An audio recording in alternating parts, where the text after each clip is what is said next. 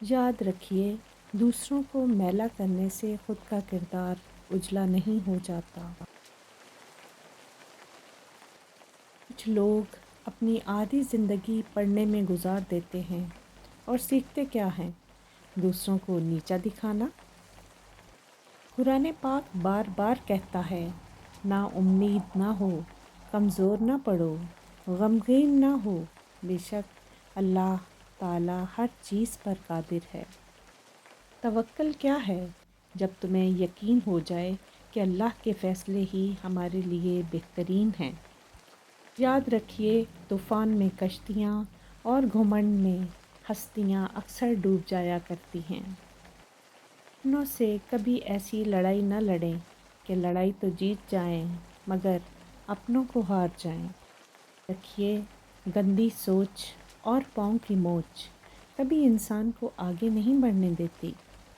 صرف دو لوگ آپ کو سمجھ سکتے ہیں، ایک جو آپ جیسے حالات سے گزرا ہو اور دوسرا جس سے آپ سے محبت ہو۔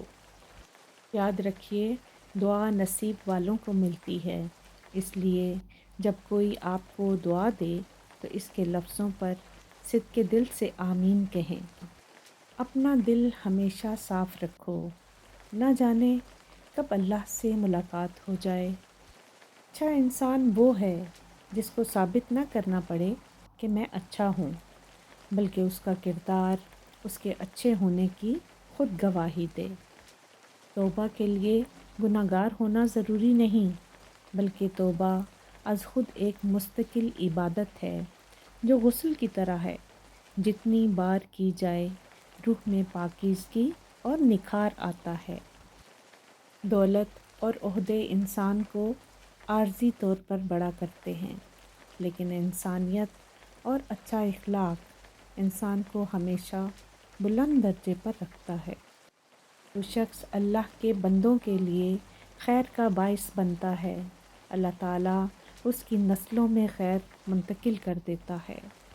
میرا نصیب غلط ہو ہی نہیں سکتا، کیونکہ میرا نصیب تو اس نے لکھا ہے جو مجھے 70 ماؤں سے بھی زیادہ محبت کرتا ہے۔